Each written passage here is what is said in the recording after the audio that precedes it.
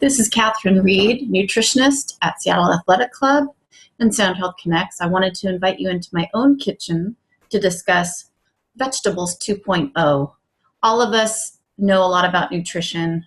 Oftentimes, we just need new inspiration, an upgrade, if you will, to encourage us and inspire us to eat more vegetables. Eating more vegetables is something any nutrition professional will agree on. Any medical professional, doesn't matter your background. I've never heard anybody say you should eat less vegetables. So what are the benefits? Definitely, we're going to be discussing those in length, but we're going to be discussing and mostly focusing on the challenges because a lot of us know the benefits. But certainly, what are our challenges? If we don't identify the challenge, we can't overcome the obstacle. So then we'll finish with some new ideas and inspiration. Lesser known vegetables, different preparation methods you might have wanted to try, the cooking methods, and how to incorporate them not just with dinner, but in any meal of the day. Benefits. First off, a serving I want to identify as a cup raw or half cup cooked. Certainly, we've heard about the phytochemicals and nutrients in vegetables. And vegetables have about 10 times the nutrient value as fruits on average. You want to pick from the color of the rainbow. Every different color of vegetable has a different nutrient and phytochemical profile. So think about expanding your color if you're not getting enough yellow or purple or red to expand into those colors. Certainly we know about the fiber in vegetables gives us regularity.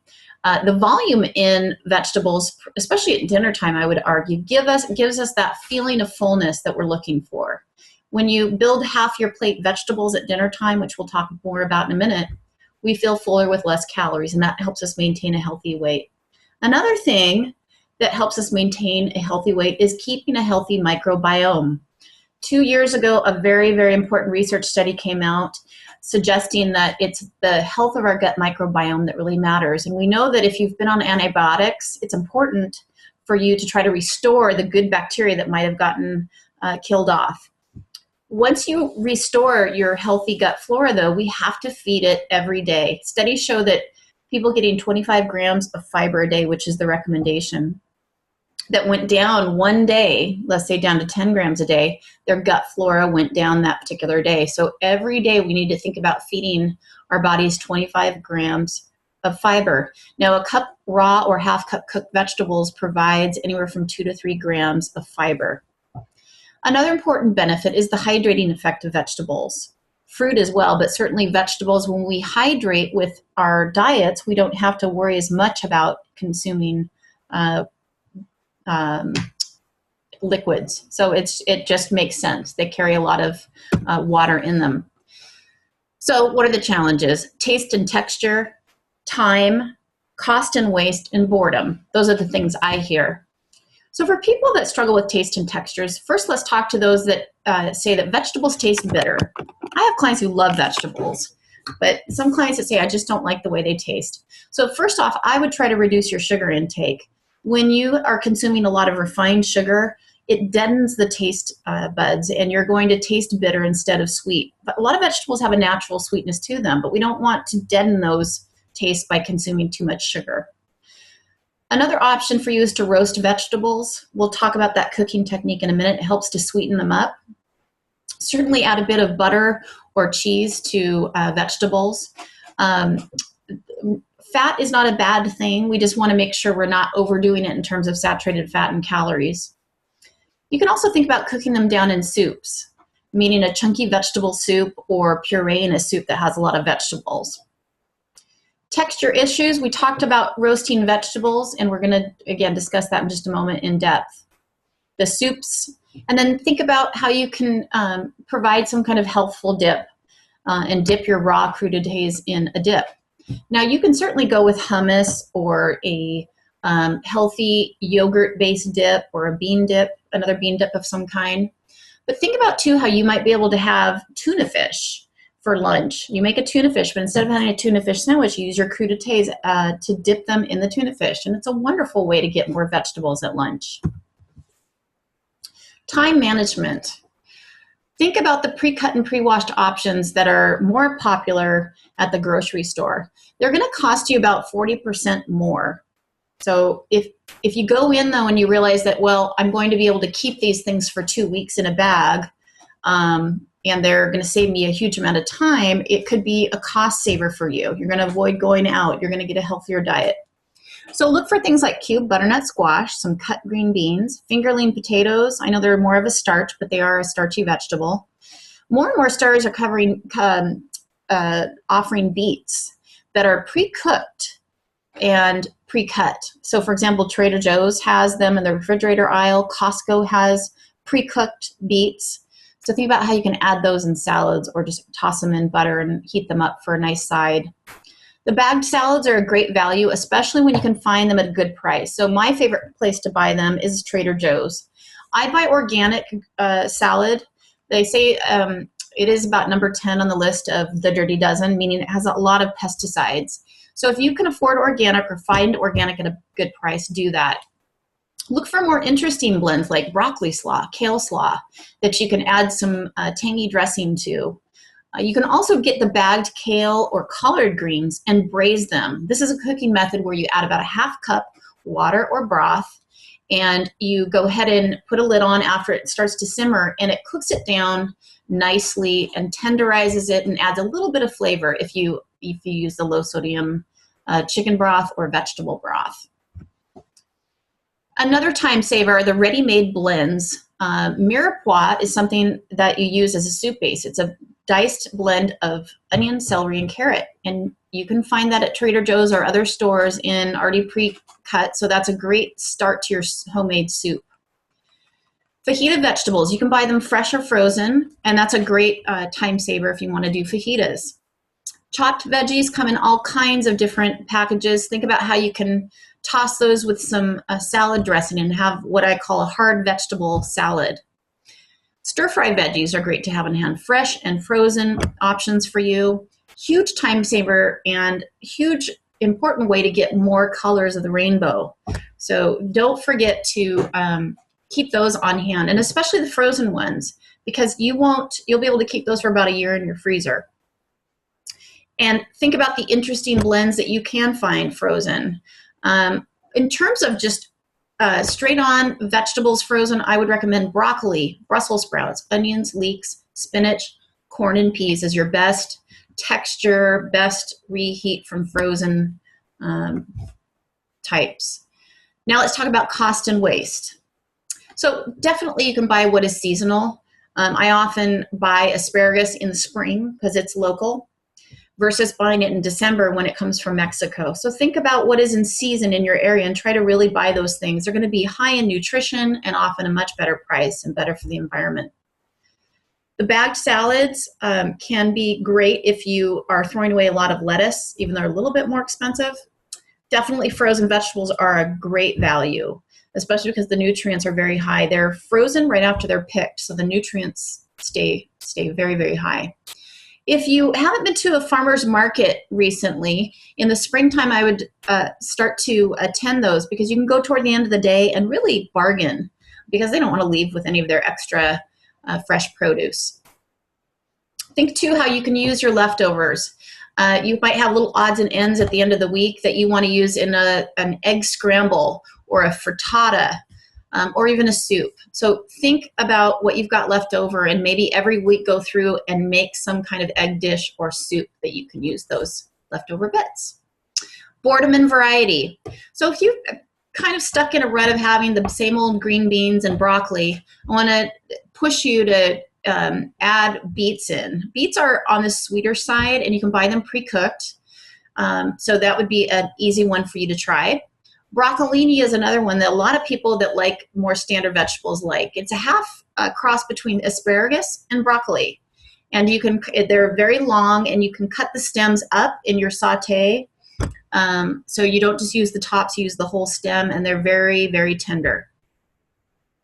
So let's talk about, before we go into new preparations and cooking methods, here's a link for you to check out some lesser known vegetables that you might not know how to cook or season, including rutabaga, some collard greens, jicama, for example.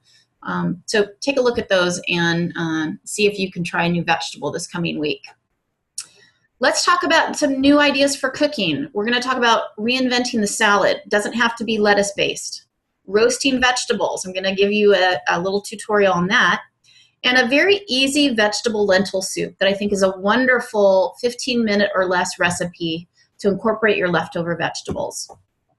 First, reinventing the salad. This comes from my stepmother, Martha. Martha doesn't like lettuce. And we would have Martha over for dinner, and I love to cook and don't always have the time to, but I started to make one of her salads, which is cutting up any raw vegetable that you like. Could be carrot, bell pepper, snap peas, cucumber, mushrooms, cabbage, a bit of avocado, any vegetable that you have in hand. The key is to cut it very, very small, so in about a 1/2-inch dice. So no lettuce at all in the salad. Then you go ahead and use an oil and vinegar, or an oil and lemon, or a dressing of your choice. You can add any seasoning you want, fresh or dried. You can even add a bit of crumbled feta or gorgonzola or blue cheese if you like a tangy dressing. And you can also add some canned, rinsed beans, black beans, pinto beans, garbanzo beans. Essentially, then the salad is tossed and it marinates, and it can be eaten the day that you make it, and it can be great leftovers for the rest of the week for lunch or a dinner side. So think about this hard salad because it's a wonderful way to use any vegetable, and you get every bite, you get this wonderful blend of different colors and different tastes of vegetables, but you've got that dressing and maybe that cheese or the bean or the herb that you've used. Roasting vegetables, one of my favorite methods. Essentially, you want to turn your oven on to about 400 degrees. You want to have a baking sheet. Sometimes it's best to use ones with a little bit of a lip, those roasting pans. And essentially, you want to cut it into a uniform size. So if you're doing carrots or broccoli or green beans, you want to cut them in a uniform size. And you want to toss them in a little bit of olive oil, salt, and pepper, and then lay them in one layer on your baking sheet. And you're going to roast them anywhere from 10 to 20 minutes, depending on the vegetable. You could do different vegetables if you want to as well, but you want to make sure that, for example, you want to start your Brussels sprouts or your broccoli before you add the zucchini, because zucchini takes less time to cook. You could also think about having smaller chunks of your more tough vegetables and bigger chunks of the tender ones so that you can put it all in and finish in the same cooking time. You just want to make sure you don't overcrowd your pan. You want to have it spaced so that they're not touching. If they're touching when they're on their baking sheet, they'll steam a little bit, and you want them to roast. And roasting, what it does is it caramelizes, tenderizes, sweetens up the vegetable a little bit, and it won't be mushy. It'll be tender but have a bit of a bite. One of the things I would encourage you to do, if you don't like cauliflower, like a lot of people like myself, raw cauliflower, roast it. It's fabulous. Easy vegetable lentil soup. You've got leftover odds and ends from your week. If you've got some pink lentils on hand that are available in your bulk section, you're going to be good to go. You want to have 1 part pink lentils to 4 parts liquid.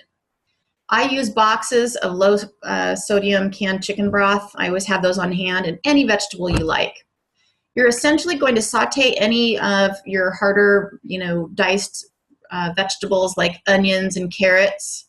And then you're going to add, when they're sauteed in a little bit of oil and a little tender, you want to go ahead and add your lentils and broth, bring it to a simmer, close it, let it simmer for about 10 to 15 minutes.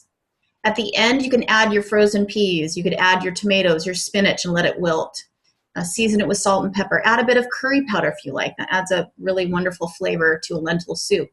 But essentially, it's going to be a creamy soup. It's not going to be those lentils that are individual. A pink lentil will make a creamy soup. So it ends up being this wonderful protein-rich palette for all kinds of vegetables. You can add leftover chicken, leftover anything to it as well if you want a little bit more protein. Now let's finish with how you can get more vegetables at any meal. For breakfast, think about muffins like shredded zucchini or carrot into the batter. So morning glory muffins, for example. You could do a zucchini bread that has a lot of zucchini. Egg scrambles we talked about. Smoothies. You can add a little bit of a handful of fresh spinach or kale, frozen spinach or kale to your smoothie. It won't affect the flavor. It'll just affect the texture just a little bit and, of course, the color. Lunch. One of the great ways to pack leftovers for lunch and get vegetables is to take your protein and your starch that maybe you have some rice and chicken, for example, and then take from the freezer some frozen broccoli or Brussels sprouts or any kind of blend you like and add it straight in, and it's going to keep your leftovers in a glass container that you take to work cold. Then go ahead and reheat in the microwave your lunch that has vegetables. Now, if you had a little bit of teriyaki sauce or any kind of sauce to really incorporate those vegetables into your lunch, all the better. We talked about this idea, using a tuna fish salad and using raw vegetable dippers into your salad. Add some whole grain crackers like akmak as well as a dipper to get that carb in for energy, but certainly we could always enjoy more vegetables at lunch. And tuna fish, as long as we minimize it to 2 times a week, no more than that, too much mercury. Look for skipjack tuna if you can. Dinner. It would be great if you could think about using half your plate vegetables. If you've not gotten any vegetables the whole day, but you get a half plate of vegetables, especially if they're cooked, you're going to get 4 servings of vegetables at dinner. Think about adding a little bit of butter or cheese, saute in oil, and add some Italian seasonings or other herbs. You can roast them, create a hard salad or a lettuce salad for your dinner plate. I want to thank you for joining me for today's webinar. If you have any questions or you'd like to add any ideas, please email me at kathryn@soundhealthconnects.com. Thank you.